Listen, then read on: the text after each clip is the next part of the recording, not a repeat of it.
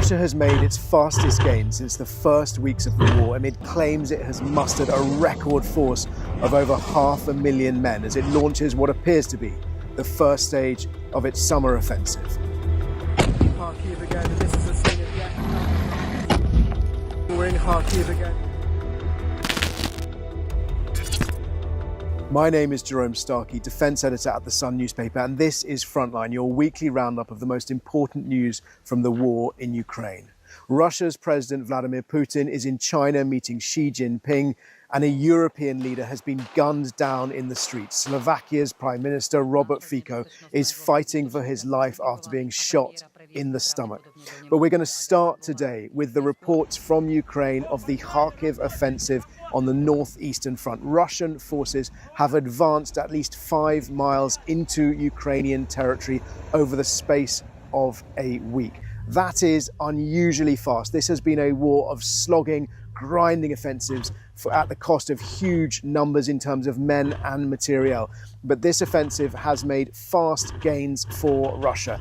It's interesting, it does not appear that Russia is attempting to capture Ukraine's second largest city, the city of Kharkiv, but it has made these incursions into rural Kharkiv province, starting last Friday with an attack on the town, the large town city it's called in Ukraine, of Vovchansk, home initially to some 18,000 people, only about 300 residents left as it is reduced to rubble by this onslaught.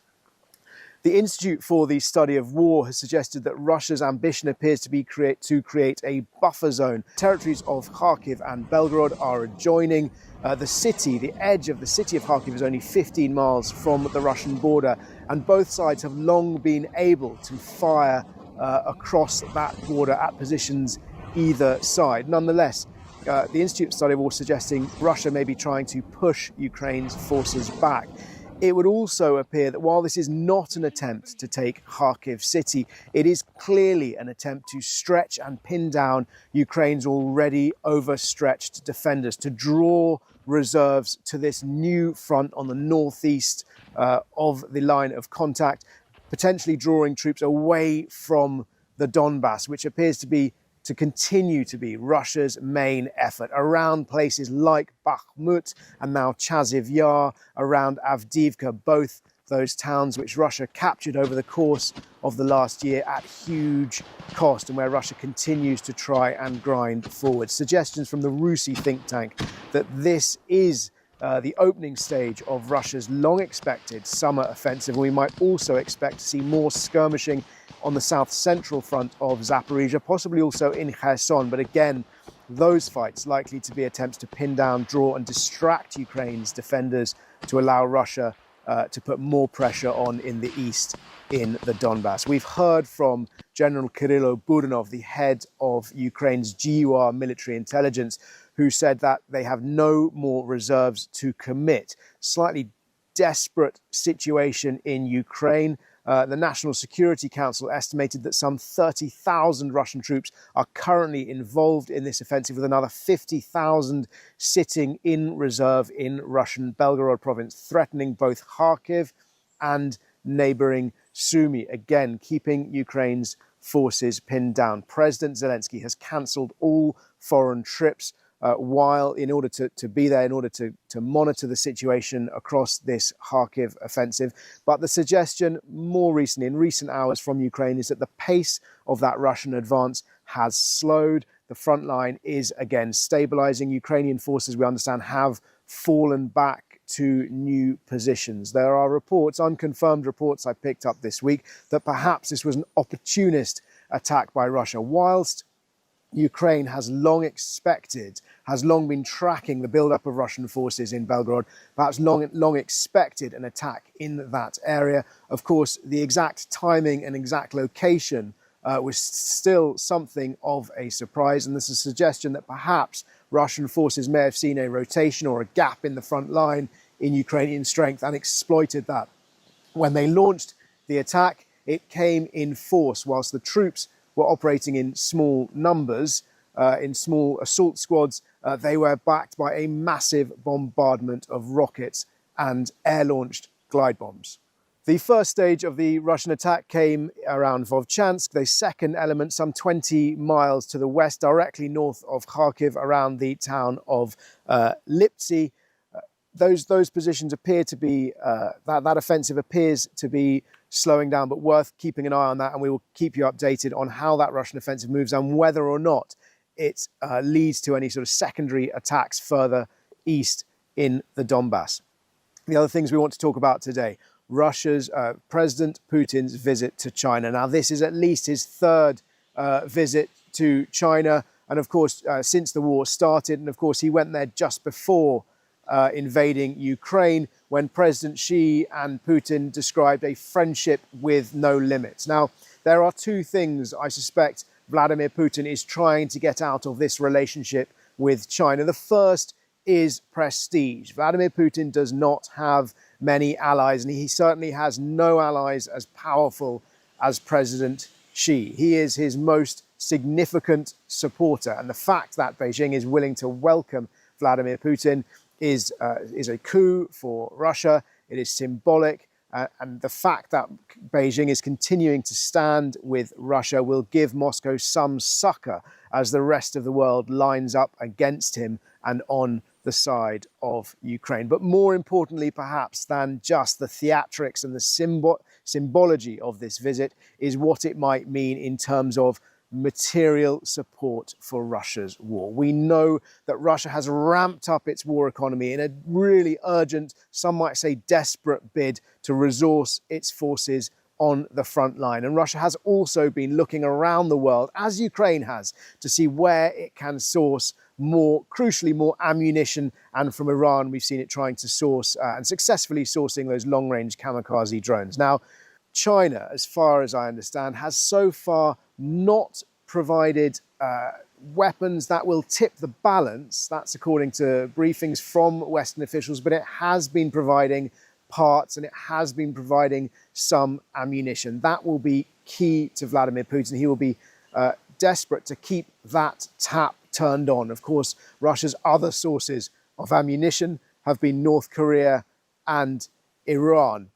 Its options are limited, but it is also ramping up its own domestic production to keep itself in the fight. Russia has lost a staggering 450,000 men, either killed or injured on the front line, thousands of tanks, various estimates putting the figure upwards of 3,000 tanks, many more armoured vehicles. But if there's one lesson from history, we know that Russia has proven itself able to absorb and endure spectacular losses and to continue fighting.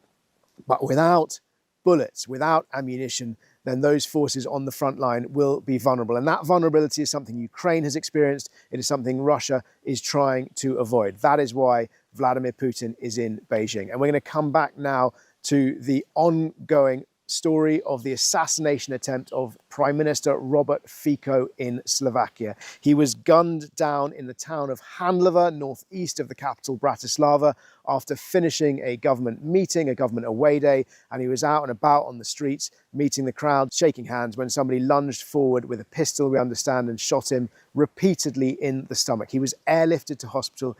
He is still, as we record this, fighting for his life. Now, this is highly unusual, highly disturbing. There are echoes. The situation with most jeopardy, of course, are the echoes of the assassination of the Archduke Ferdinand, which led the world careering into World War I in 1914.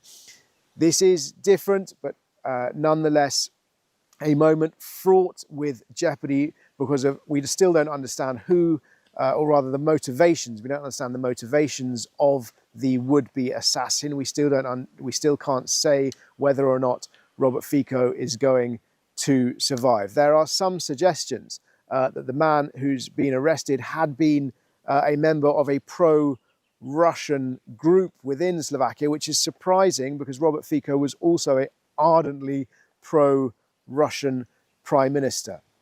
There's a lot there still to emerge. We'll have to wait for that picture to become more clear, and we will keep you updated on that, of course. If you're watching on YouTube and you have any questions, please do ask them in the comments below. We're continuing to get a fantastic response from you to these episodes, so please do keep making your comments and asking your questions. One of the questions from last week was how many forces does Russia have in Ukraine? It's a really timely question because, as I alluded to at the beginning, the suggestions Russia has now mustered a force of over 500,000 men. That figure comes from Dr. Jack Watling, a war expert at the London-based RUSI think tank. He made the point that the prospects for Ukraine at the moment are bleak and it needs to be able to muster more men. It needs to increase the size of its army. It, like Russia, has suffered very heavy losses over the course of the last 2+ years. And that need for more men was also echoed by General Sir Richard Barrons, who spoke to me on our sister show, The World at War. And I'd recommend you have a watch of that if you're interested in the situation in Ukraine. But the suggestion now, Russia has mustered some 510,000 soldiers who are involved in the invasion of Ukraine. That is significantly larger than the force it had on the first day of the war. But of course, on the first day of the war, Moscow was expecting its invasion to be over in a matter of days, if not weeks. And we are now many hundreds of days into this conflict, more than 2 years in, and it shows no sign of abating. General Sir Richard Barrons, in that interview with World at War, also suggesting that this would go into 2025, 2026, perhaps before Ukraine can start to roll back the Russian invasion. He said it's not a war that can be fought against the calendar, but it is a war in which Ukraine is going to need more men and more weapons and commitment from its allies to provide the weapons and the ability within Ukraine to raise the armed forces. Question number 2 is whether, given what we've seen of Russia's armed forces in Ukraine, indeed the sometimes rusty, shaky, surprisingly poor capability of those armed forces, are we confident that their nuclear forces are up to scratch? The short answer is we can't be certain, but we do know the world was surprised in many respects by the poor performance of Russia's armed forces. We continued to see sort of tactical, strategic failures on the battlefield, which it compensates for with scale. We have also seen Russia learning quickly on the battlefield and the evolution of technology on both sides, on the Russian side and the Ukrainian side, in areas particularly like drones and electronic warfare. And Russia does have very sophisticated air defense weapons, and we've seen them working well for Russia in many instances during this campaign. That's not to say weapons haven't got through. Russia's nuclear forces are one of Moscow's strategic, if not Moscow's strategic top priority. So we would have to assume, I would suggest, that its nuclear forces are in good working order. It would be rash and foolhardy to make a calculation on the fact that Russia's nukes would not work. This is on the back, of course, of Putin launching those non-strategic nuclear drills. A few of you asking why I was using the phrase non-strategic rather than tactical, and was that scaremongering? No, it's not scaremongering. Non-strategic was the term that Russia's Ministry of Defense used to describe those drills, which it announced on the back of suggestions from France and Britain, or a former British minister, that troops should be sent to Ukraine, Western troops should be sent to Ukraine, and in response to Britain's Foreign Secretary endorsing strikes with Western weapons into Ukraine. Now, Russia announced what it called non-strategic drills. Those are, we understand, drills with tactical nuclear weapons, smaller yield than strategic. But also, at the Victory Day parade in Moscow, Vladimir Putin made the point that his strategic forces, the intercontinental ballistic missiles which can annihilate cities and countries, that they are combat ready. So both types of nuclear weapons have been mentioned in the Russian saber rattling. And my final question that I'm going to answer today is, are there any weapons which can turn the tide in the war? It's a good question because we've seen Ukraine focusing over the course of this war on specific weapons. It closed the skies at the beginning. They wanted the air defense weapons. Those have been vital for protecting cities, protecting civilians, and protecting high-value military assets throughout the course of the war, but Ukraine needs more of them. They have, in some sense, helped Ukraine halt the tide, but they haven't turned it. We saw Ukraine demanding tanks, and that blockage, that was effectively unblocked when Britain sent the Challengers, then Germany and allies sent the Leopards, and America sent the Abrams. But they have not turned the tide either. Indeed, the American Abrams have been pulled off the front line. And now, of course, Ukraine is waiting for the F-16s, the American-made F-16 jets, which are going to come from the Netherlands and Denmark, which it hopes will turn the tide. But I have to say, the experts I've spoken to have said it is unlikely to. F-16s are unlikely to turn the tide. They will help. There'll be a morale boost. General Sir Richard Barrons, I asked him this exact question in World at War. And again, if you're interested, I'd highly recommend you watch it. He said it is always unwise to look for a silver bullet. What Ukraine needs is it needs enough men, enough equipment, enough training, and enough ammunition to sustain well-trained men, well-equipped men and women in the fight for long enough to not only to halt Russia's advances, but ultimately to roll them back. There does not appear to be one single weapon that will turn the tide. And indeed, that was also the message of the previous Commander-in-Chief of Ukraine's armed forces, General Valery Zaluzhny, who said at the end of last year both sides were more or less technologically matched, and that he did not expect what he called a beautiful breakthrough on the front lines. That's all we've got time for this week. As ever, thank you for your questions. If you've got them and you're watching on YouTube, please make them in the comments below, and we'll do our best to answer them next week.